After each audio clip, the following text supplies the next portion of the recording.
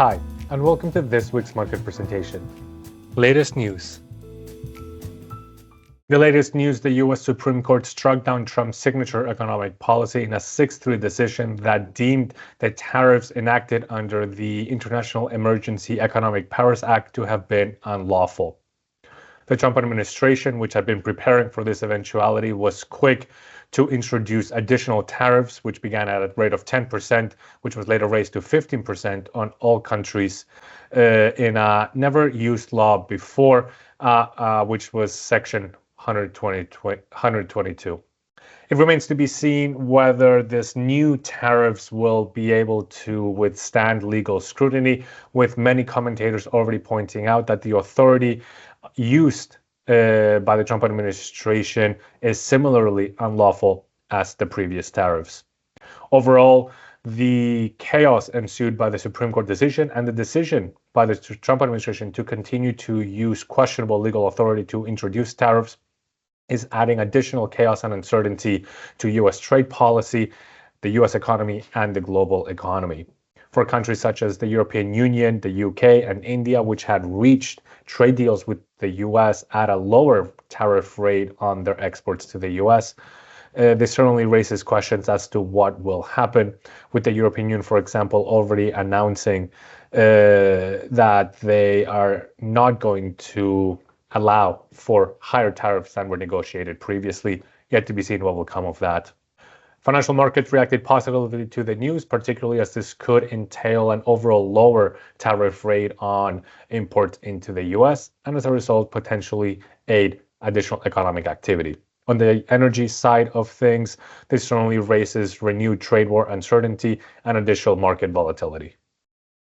Looking at the situation in the Middle East, the talks between the US and Iran are ongoing as both sides continue to negotiate a potential peaceful end to the current situation. Iran is reported to have ruled out entirely abandoning their nuclear program, as well as limits to their ballistic missile arsenal, which raises questions as to what terms could avoid military conflict between the US and Iran. While negotiations are ongoing, the US has continued to increase its military buildup in the region, with now the US military buildup in the Middle East being the largest since the US invasion of Iraq in 2003. Energy markets continue to face concerns and volatility over military action in the Middle East. Oil prices settled 6% higher at the end of last week as markets braced for potential strikes over the weekend, even though they didn't materialize, making prices drop this Monday. Gas prices have similarly seen upward pressure due to concerns over gas flows through the Strait of Hormuz. Overall, market expectations are now pricing in higher oil prices through the remainder of the year. Weather. The latest weather forecasts are indicating above average temperatures across most of Europe, with temperatures as much as 9 degrees above seasonal averages. This is likely to result in lower gas and electricity consumption, potentially adding some bearish pressure on the market. Precipitation will continue to remain limited, particularly in the Nordics, which is likely to continue to keep pressure on power prices in the region. In terms of wind speeds, which had seen a nice improvement over the last couple of weeks, we'll see that ease off throughout this week, although the 4 to 6 day forecast does indicate improved wind speeds, particularly in northern France, the Benelux area, and Germany. Macroeconomics. In the latest macroeconomic indicators, inflation figures for Japan showed a deceleration of inflation over the past month, while over in the UK, while inflation decreased over the past month, we still see that figure noticeably above the 2% target set by the Bank of England. Crude oil and LPG. Looking next at crude oil prices, as mentioned earlier, we saw a nice sharp rebound in crude oil prices, up nearly 6% week over week on the concerns over the situation in the Middle East. Overall, limiting the further upside in oil prices are the continued expectations of an oversupplied market through the first half of 2026 and expected to last through the remainder of the year, barring any supply disruptions due to the potential conflict in the Middle East. Natural gas. Moving on towards natural gas prices. Natural gas prices saw a rebound over the past week, particularly through the remainder of 2026 and through 2027, which saw increases of around 2% over the past week. The frontier has now moved in a more bullish direction over the past few weeks, primarily on the back of the decreasing storage levels across Europe, raising demand expectations for injections throughout this year and raising some winter premiums for next winter, while the situation in the Middle East is also generally adding jitters to the market and some potential upward pressure due to the risk of supply disruptions. In terms of storage levels have moved to the lowest levels since at least 2012, now just over 30% full and a whole 10 percentage points lower than the previous year. The situation is more concerning when you look at the country levels, with particularly Germany, the Netherlands, and France looking at storage inventories below the European average. Most concerning is certainly Germany, which storages are now showing just 21% full. One positive development is certainly the warmer weather forecasted over the next 7 to 10 days, which is leading to smaller withdrawal expectations over that period of time. We've already seen how as temperatures have moderated over the past month. We have seen the level of withdrawals ease up as well, but it still remains above the average since 2012 and still in line with the levels we saw last year. In terms of total supply and demand, while total supply has seen notable decreases as temperatures have moderated, pushing total demand now closer in line with the past 5-year average, total supply has remained more stable. Taking a closer look at total supply, we have noted a decrease in Norwegian gas flows to Europe over the past week, dipping below the past 5-year average and below last year's levels. Compensating for the decrease in Norwegian gas flows has been an uptick in LNG sendouts, which are now at the highest levels in over 5 years. Limited price competition with Asian consumers has allowed for the increase in LNG imports into Europe without triggering additional higher prices. And we see that also reflected in the fact that the share of global LNG going to Asia has been decreasing over the last couple of weeks, near the bottom of the range over the past 5 years, while the share of imports going to Europe has remained more consistently near the top of the past 5-year range. Here we also see the limited price competition we see between Asian and European consumers. Looking at investment fund positions for their sentiment of the market, and we clearly note that we still see a level of net long positions indicating a more bullish sentiment amongst those market participants. But nonetheless, we've certainly seen a little more stability over the past week with a halt to the sharp decreases in the level of those short positions we were seeing in the market. Certainly, markets will be very cautious of the situation in the Middle East, as that could have a very significant impact on global LNG flows and as a result on the security of supply in Europe. Coal.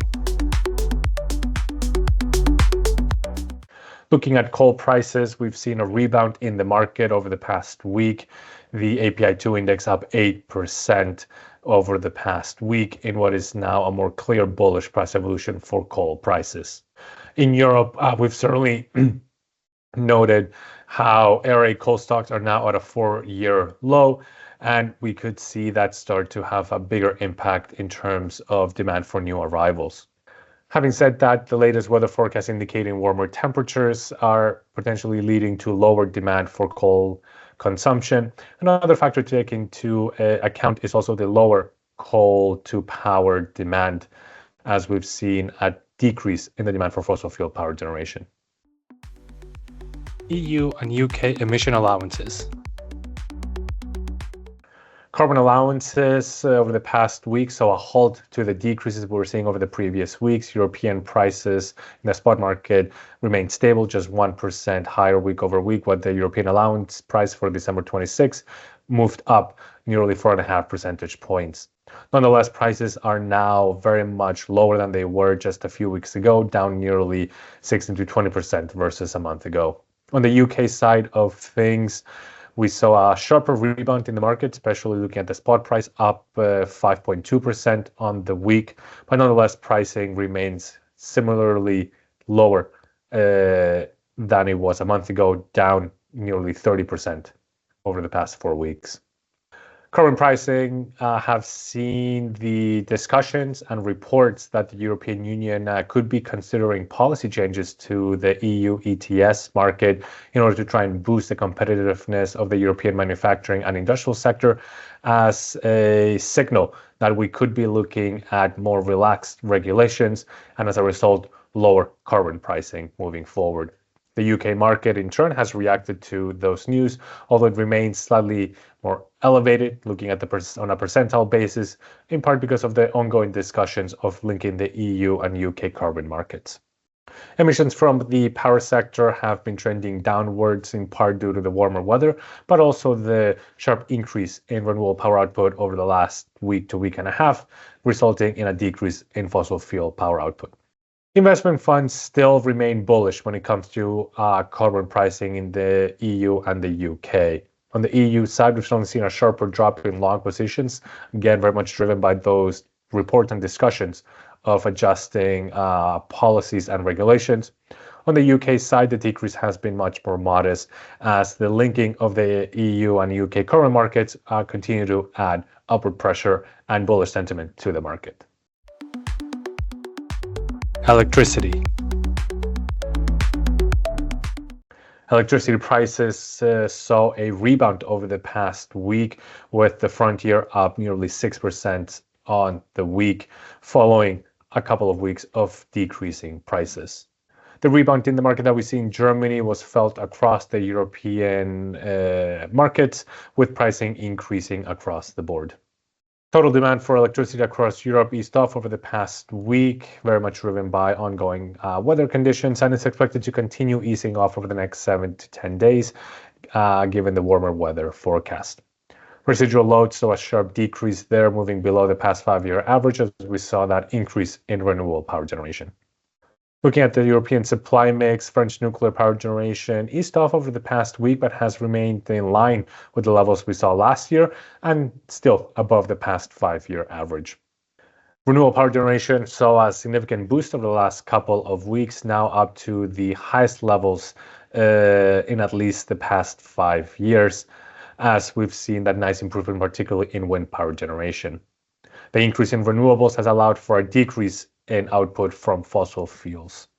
As I just noted, wind power generation saw the biggest increases over the last couple of weeks, going from near the past 5-year average of around 1.5 terawatt hours per day up to just under 2 terawatt hours per day. Solar power generation and hydro run over the river have also seen some more gradual increases, but still remaining below the past 5-year high.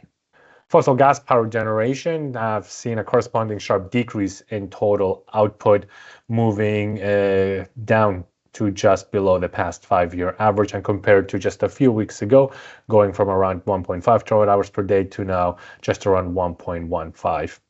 Demand for coal-fired power generation, as we noted earlier, has also been weaker, moving towards the lowest levels in over 5 years, and the warmer weather forecast over the next 7 to 10 days could keep that demand lower as well.